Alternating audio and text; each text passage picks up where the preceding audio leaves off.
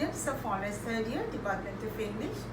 This is my third class with you, and this class is on Francis Bacon's essays. Today we are going to read Of Revenge. Students, I would like to tell you the Bangla meaning of the essays and Of Revenge by Francis Bacon. Revenge is a kind of wild justice, which the more man's nature runs to, the more ought law to weed it out. For as for the first wrong, it doth but offend the law, but the revenge of that wrong putteth the law out of office. Certainly, in taking revenge, a man is but even with his enemy, but in passing it over, he is superior, for it is prince's power to pardon. Revenge is a kind of wild justice, that is, revenge means প্রতিশোধ। এটাকে বলছেন যে এটা হচ্ছে এক ধরনের বন্য বিচার, which the more man's nature runs to, the more ought to law to weed it out. যখন মানুষ এই বিচারের সাথে যখন অভ্যস্ত হয়ে যায়, তখন সে আসলে প্রতিশোধ স্পৃহা দ্বারা চালিত হয় এবং অধিক মাত্রায় আইন প্রয়োগ করার প্রয়োজন হয় এটাকে পুরোপুরি শেষ করার জন্য, এর মূল উৎপাটন করার জন্য। Certainly, in taking revenge, a man is but even with his enemy, but in passing it over, he is superior. স্বভাবতই যখন একজন মানুষ প্রতিশোধ নেয়, সে তখন সেই তার শত্রুর কাতারে পড়ে যায়, মানে তার মতো হয়ে যায়। বাট পাসিং ইট ওভার, কিন্তু যদি সেটা ক্ষমা করতে পারে, যদি সেটাকে অতিক্রম করতে পারে, হি ইজ সুপিরিয়র, তখন সে তার চেয়ে ভালো। For it is a prince power to pardon. এবং বেকন বলছেন যে এটা হচ্ছে একজন রাজা, ক্ষমা করে দেওয়াটা হচ্ছে রাজা মহারাজার কাজ। অর্থাৎ অন্যায় করার অর্থ হলো আইনের অবমাননা করা, কিন্তু প্রতিকার পর্বে প্রতিশোধ গ্রহণের অর্থ আইন নিজের হাতে তুলে নেওয়া। আর প্রতিশোধ গ্রহণের মাধ্যমে একজন মানুষ নিজেকে অপরাধীর কাতারে সামিল করেন, কিন্তু সে অন্যায়কে উপেক্ষা করতে পারলে তিনি মহৎ হয়ে ওঠেন, তার কারণ সেটা ক্ষমা করাটা হচ্ছে রাজার ধর্ম। Next, and Solomon, I am sure, say it is the glory of a man to pass by an offense. এখানে বাইবেল থেকে উদাহরণ দেওয়া হয়েছে যে রাজা সলোমন বলেছিলেন, কারো অপরাধকে ক্ষমা সুন্দর দৃষ্টিতে দেখা মানুষের জন্য গৌরবের বিষয়।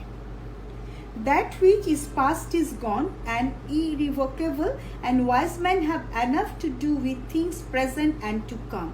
Therefore, they do but trifle with themselves that labor in past matters.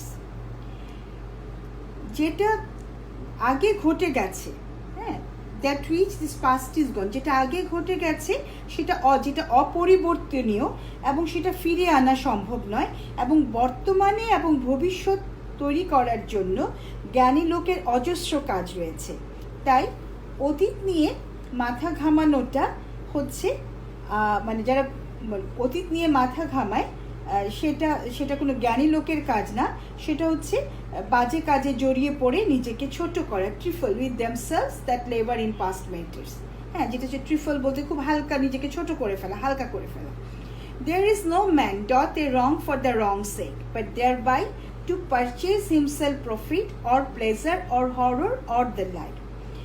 অন্যায় করার জন্য লোকে অন্যায় করে না, মানে অন্যায় করবে বলেই কিন্তু কেউ অন্যায় করে না।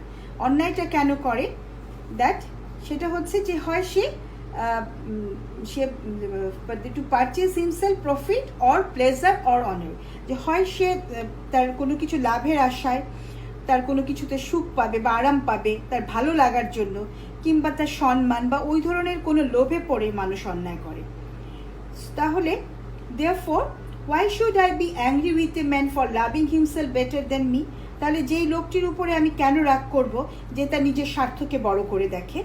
কারণ এটা তার স্বভাব, সে নিজের স্বার্থকে বড় করে দেখছে, এই জন্য সে অন্যায় করছে, তার উপর তো আমার রাগ করার কিছু নেই, আমি কেন প্রতিশোধ নিতে যাব?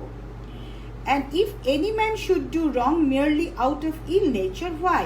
Yet it is but like the thorn of briar, which prick and scratch because they can do no other.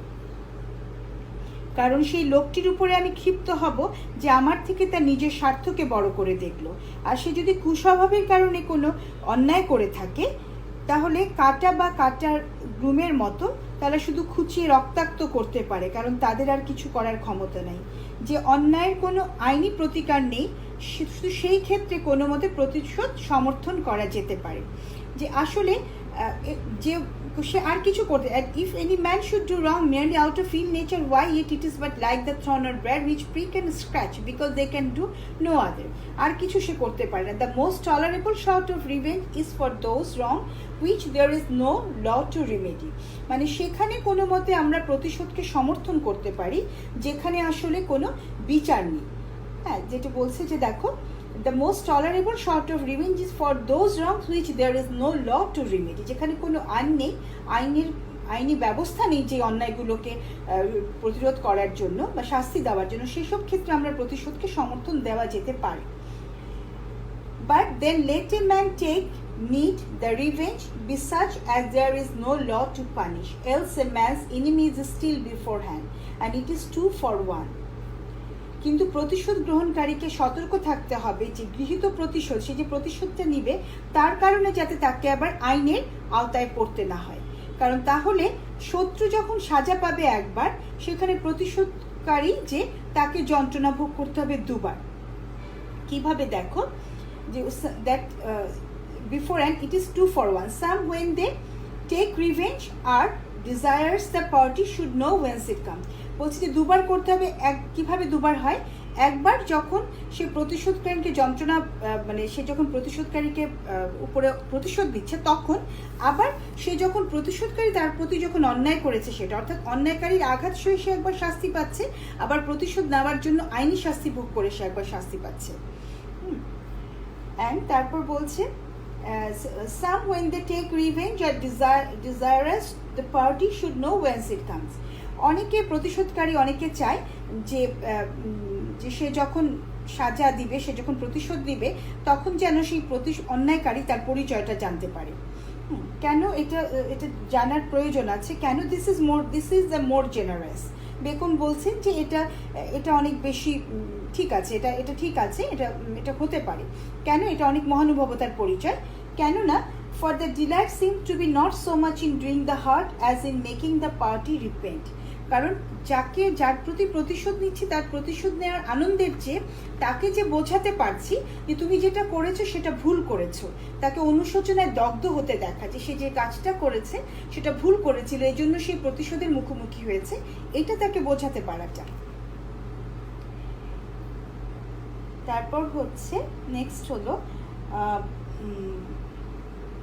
for the delight Smith achole, but base and crafty cowards are like the arrow that flit in the dirt.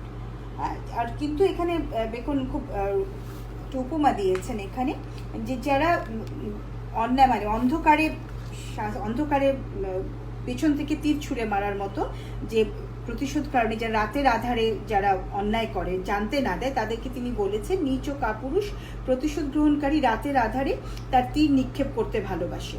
অর্থাৎ তিনি তাদেরকে বলছেন যে না জানিয়ে কাউকে প্রতিশোধ দেওয়া, অন্ধকারে থেকে কারো মানে শাস্তি দেওয়া, সেটা অনেকটা সেরকম পেছন থেকে তীর ছুঁড়ে মারার মতো।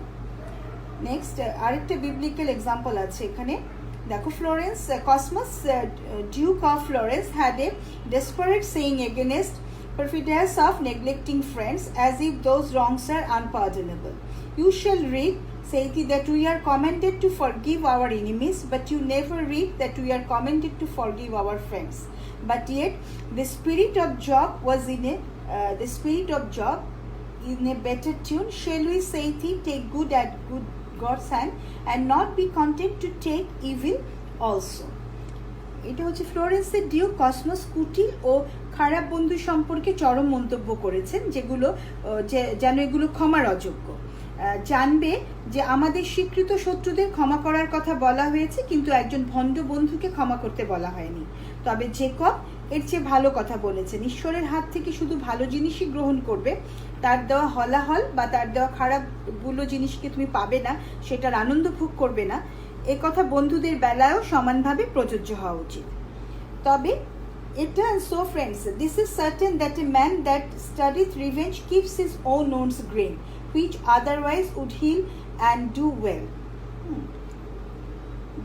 মানে যে নিশ্চিত যে যে ব্যক্তি প্রতিশোধ নিতে চায় সে তার ঘা শুকাতে দেয় না, কারণ সে প্রতিশোধ না নিলে হয়তো সে এক সময় সেই অন্যায়ের কথা ভুলে যেত এবং তার নিরাময় হয়ে যেত। Public revenges are at the most part fortunate, as that for the death of Caesar, for the death of Pertinax, for the death of Henry III of France, and many more. But in private revenges it is not so. Nay, rather, vindictive persons live the life of witches who, as they are mischievous, so end they infortunate. জনতার প্রতিশোধ বেশিরভাগ ক্ষেত্রে সৌভাগ্যের বিষয় হয়ে দাঁড়ায়, যেমন Julius caesar, পার্টিনেক্স, তৃতীয় হেনরি এবং আরও অনেকের হত্যাকাণ্ড। মানে এরা যেটা করেছিলেন, এরা তখন মানুষের জন্য যখন এই রাজারা বিপজ্জনক হয়ে পড়ছিলেন তখন জনতা তাদেরকে যে শাস্তি দিয়েছে সেটা ঠিক আছে, এটা ভালো, এই ধরনের প্রতিশোধ হতে পারে, জাস্টিফাইড। কিন্তু ব্যক্তিগত প্রতিশোধের ক্ষেত্রে সেটা হয় না। শুধু তাই না, প্রতিশোধ পরায়ণ ব্যক্তি ডাইনির জীবন যাপন করে। তিনি বলছেন যে is vindictive person live the life of witches, ডাইনিদের জীবন যাপন করে। ডাইনিরা যেহেতু মানে খারাপ বলি তাদেরকে আমরা, তাদের জীবনের শেষ পরিণতিও দুর্ভাগ্যজনক, কাজে একজন প্রতিশোধ পরায়ণ ব্যক্তির জীবনও খুব সুখের কিছু হয় না, সেটা ইনফরচুনেট বলেছেন। দেখুন, that the S of revenge. So student, আমি আজকে তোমাদের ক্লাসে এটা বাংলায় বুঝিয়ে দিয়েছি, কারণ তা না হলে আসলে বেকন যেভাবে ভাষাটা লিখেছেন, যে প্র্যাগমেটিক্যাল স্টাইল, সো এই ভাষার কথাটা তোমাদের না বুঝলে এসেটা পড়তে ভালো লাগতো না।